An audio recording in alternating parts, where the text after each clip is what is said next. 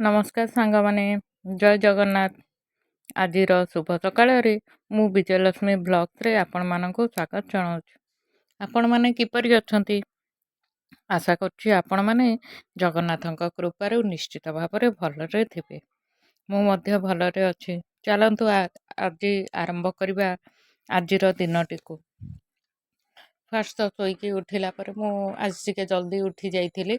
Actually ଉଠିବା ମାନେ ଯେହେତୁ ଏବେ ଆସିଗଲାଣି ଗରମ ଦିନ, ତେଣୁକରି ଜଲ୍ଦି ମାନେ ଦିନଟା ଫର୍ଚା ହେଇଯାଉଛି।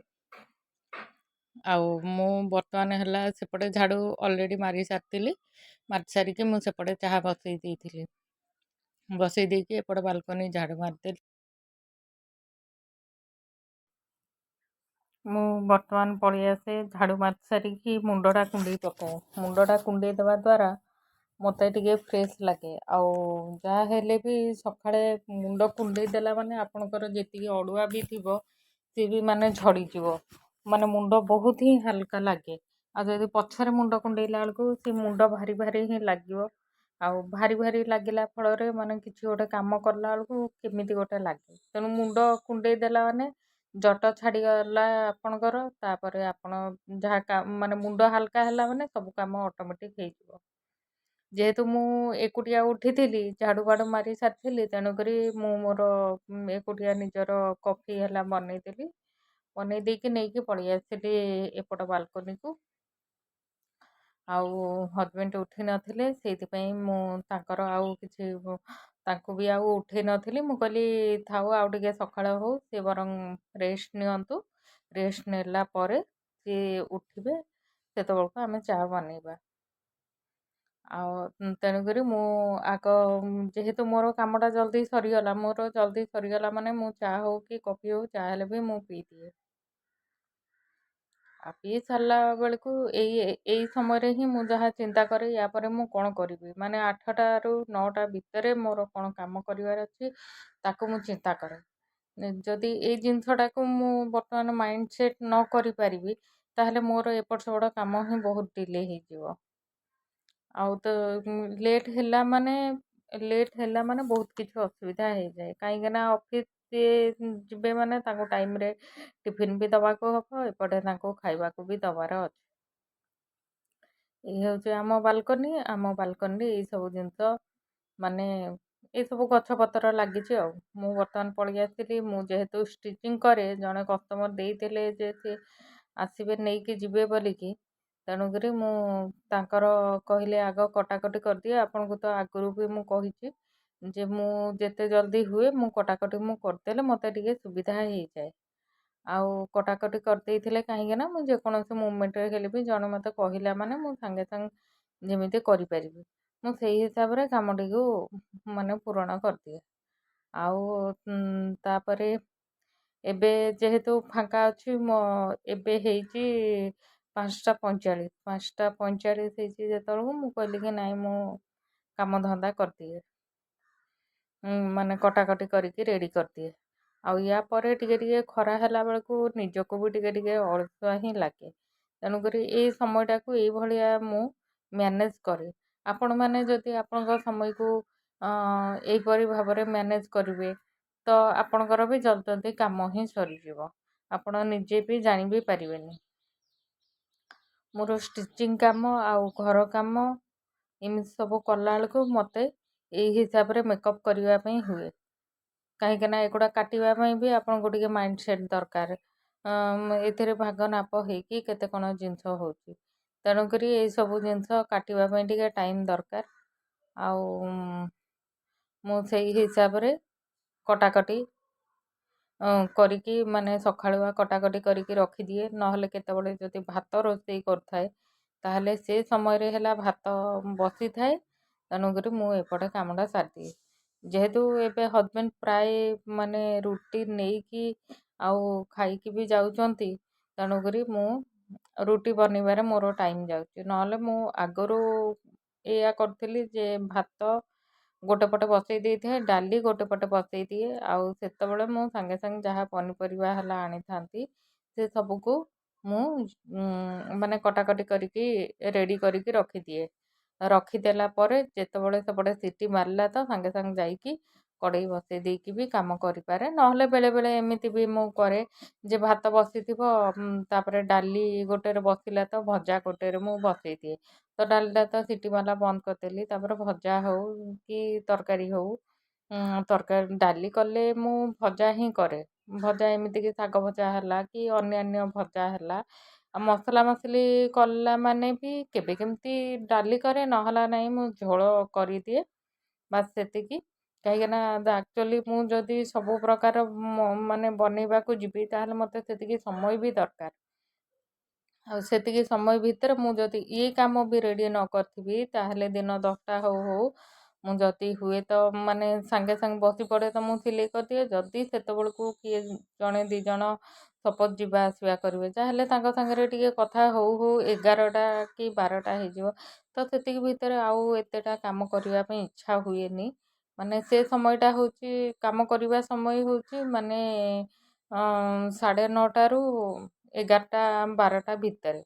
ଆଉ ତା ଭିତରେ ଯଦି ଯିଏ ପଳେଇ ଆସିବେ ଆପଣ ତାଙ୍କୁ ତ ଯାହାହେଲେ ବି ଯିଏ ଆସିବେ ମାନେ ତାଙ୍କୁ ତ ଟିକେ ଟାଇମ୍ ଦେବେ ନା। ଆଉ ଟାଇମ୍ ଦେଲା ବେଳକୁ ତ ଘଣ୍ଟେ ଏମିତିରେ ବି ବିତିଯାଏ। ତ ତାପରେ ଆଉ ଇଚ୍ଛା ହୁଏନି। ଯଦି ନିହାତି ଅର୍ଜେଣ୍ଟ ଥାଏ ତାହେଲେ ମୁଁ ଷ୍ଟିଚିଂ କରେ। ଯଦି ଅର୍ଜେଣ୍ଟ ଅଧିକ ନଥାଏ ତାହେଲେ ମୁଁ ଖରା ଟିକେ କମିଗଲେ ମାନେ ଏମିତିକି 4:30ଟା ହେଇଗଲେ ସେତେବେଳେ ଟିକେ ପାଗଟା ଚେଞ୍ଜ ହେଇଯାଇଥାଏ। କାହିଁକିନା ସେତେବେଳେ ଖରା ପଳେଇ ଯାଇଥାଏ। ତ ସିଲେଇ କରିବା ପାଇଁ କିଛି ସେମିତି ଲାଗେନି। ତାପରେ ଏବେ ହେଲା ହଜବେଣ୍ଡ ଉଠି ପଡ଼ିଛନ୍ତି। ତେଣୁକରି ସିଏ ତାଙ୍କର କାମ କରିବାକୁ ଯାଉଛନ୍ତି। ମୁଁ ସିଲେଇ କରି ଆଣିକି ଏଠି ରଖିଦେଲି। ତାପରେ ସିଏ ସେପଟେ ତାଙ୍କର ରେଡ଼ି ହେବା ଭିତରେ ମୁଁ ଏପଟେ ଚା ବସେଇଦେଲି। ମାନେ ବର୍ତ୍ତମାନ ଟାଇମ୍ ହେଇଗଲାଣି 6:30 ପାଖାପାଖି। ତ ସିଏ ସେତିକି ଭିତରେ ସେ ତାଙ୍କ କାମ ସାରିଦେଲେ। ସେ ତାଙ୍କ କାମ ସାରିଲା ପରେ ମୁଁ ଏପଟେ ମୋର ଚାହା ରେଡ଼ି ହେଇଗଲା। ଚାହା ରେଡ଼ି ହେଲା ପରେ ତାପରେ ପୁଣି ଆଉ ଥରେ ନେଇକି ଯାଏ। କାହିଁକିନା ସେତେବେଳେ ଯେତେ ଯାହା ହେଲେ ବି ଏକୁଟିଆ ପିଇଥିଲେ ଗୋଟେ ଅଲଗା ଲାଗେ। କିନ୍ତୁ ଯେତେବେଳେ ବନାଏ ସେତେବେଳେ 2 ଜଣ ପିଇଲେ ଟିକେ ଭଲ ଲାଗେ ଆଉ। ସେଇଥିପାଇଁ ମୁଁ ତାଙ୍କ ସହିତ ଆଉ ଥରେ ପିଏ।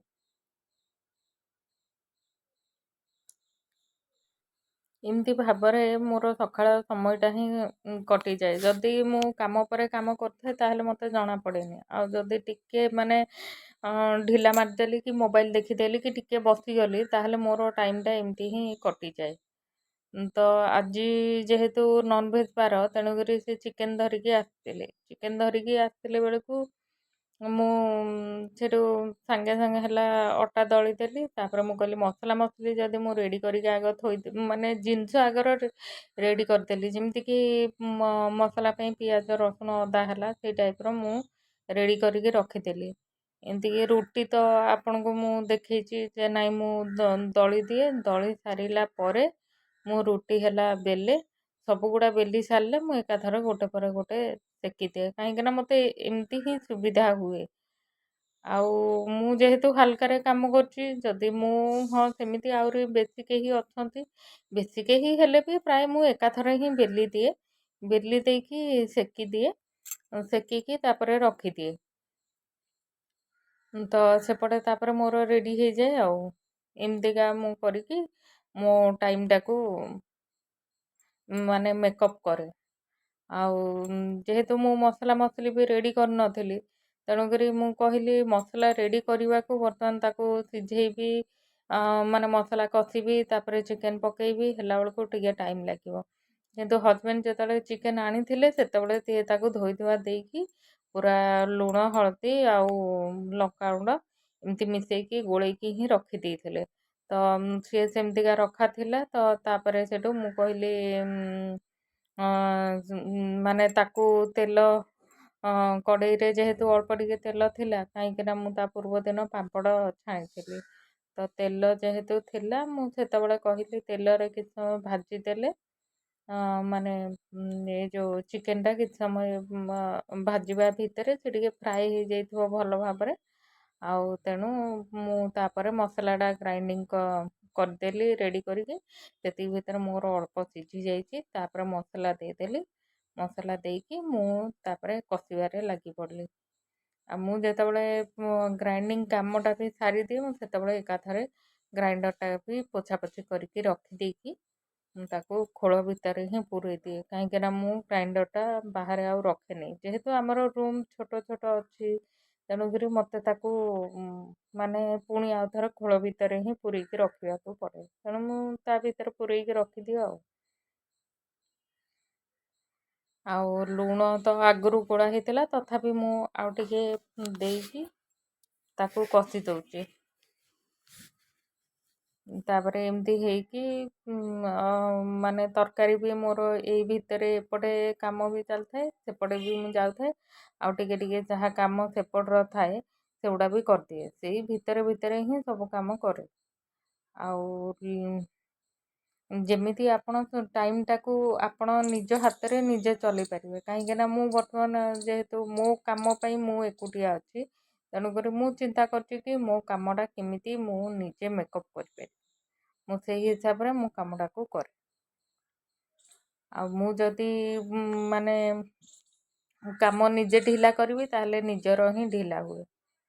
ଆଉ ମୁଁ ଯଦି କହିଥାନ୍ତି ମସଲା କଷିବି ତାପରେ ଚିକେନ୍ ପକେଇବି ସେତିକି ହେଲା ବେଳକୁ ମୋତେ ବି ଟାଇମ୍ ଲାଗିଥାନ୍ତା। କିନ୍ତୁ ମୁଁ କହିଲି ନା ଯେହେତୁ ରେଡ଼ି ହେଇକି ଅଛି ତେଣୁକରି ତାକୁ ଆଗ ଭାଜିଦେଲେ ତେଲରେ ତ ସିଏ ଇଏ ହେଇଯିବ ମାନେ କିଛିଟା ତ ଭାଜି ହେଇଯାଇଥିବ ତାପରେ ମୁଁ ମୋର ମସଲା ମସଲି ରେଡ଼ି କରିଦେଲେ ହେଇଯିବ ସୁବିଧା। ତ ସେମିତି ହେଇକି ମୋର ବି ତରକାରୀ ଅଲରେଡ଼ି ରେଡ଼ି ହେଇଗଲାଣି। ତାପରେ ହଜବେଣ୍ଡଙ୍କ ପାଇଁ ସେପଟେ ରୁଟି ଆଉ ତରକାରୀ ବାଢ଼ିଦେଲି। ଟିଫିନ୍ ପ୍ୟାକ୍ କରିଦେଲି। ଭାତ ପାଣି ବି ବସେଇଦେଲି। ତାପରେ କାମ ସରିଲା ତ ମୁଁ ଘର ପୋଛିଦେଲି ମାନେ କିଚେନ୍ ରୁମ୍‌ଟା। କାମ ସରିଲେ ପୋଛିଦେଲେ କିଛି ଜଣାପଡ଼େନି। ଆଉ ତାପରେ ମୁଁ ବର୍ତ୍ତମାନ ଏପଟେ ପୋଛା ମାରିକି ଏପଟେ ପଳେଇ ଆସିଲି ଗାଧେଇବାକୁ। ଗାଧେଇ ସାରିକି ସାଙ୍ଗେ ସାଙ୍ଗେ ଆସିକି ଚାଉଳ ପକେଇଦେଲି ତ ମୋର ଏପଟେ ଚାଉଳ ପକା ବି ହେଇଗଲା। ସେତିକି ଭିତରେ ମୋର କାମ ବି ସରିଗଲା। ତାପରେ ହଜବେଣ୍ଡ ଯେହେତୁ ସିଏ ଆଗରେ ଗାଧେଇ ସାରିଥିଲେ ତେଣୁକରି ସିଏ ଠାକୁର ପୂଜା କରିଦେଲେ। ମୁଁ ମୋର କ୍ରିମ୍ ମୁଁ ସେମିତି କିଛି କ୍ରିମ୍ ଲଗାଏନି ଫେୟାର୍ ଆଣ୍ଡ ଲଭଲି ହିଁ ଲଗାଏ। ତ ସେତିକି ସିମ୍ପଲ୍ ହିଁ ମୁଁ ଯାହା କରେ ଯେହେତୁ ମୋତେ ବହୁତ ଗରମ ଏଠି ଉପର ଘର ଆମର ବହୁତ ଗରମ ହେଉଛି ଦିନବେଳା ଟାଇମ୍‌ଟା ତେଣୁକରି ମୁଁ ମାନେ ଏଇ ନାଇଟି ହିଁ ପିନ୍ଧେ। କାହିଁକିନା ନାଇଟିଟା ପିନ୍ଧିଲେ ଟିକେ କମ୍ଫର୍ଟ ହିଁ ଲାଗେ। ଆଉ ତ ମୋର କାଲିର ଏଇ ସବୁ ପକୁଡ଼ି ରହିଯାଇଥିଲା। କାଲି ରାତିରେ ମୁଁ ତାକୁ ଛାଣିଥିଲି। ମୁଁ କହିଲି ଏବେ ଯାଉଛି ଟିକେ ଖାଇଦେବି ତାପରେ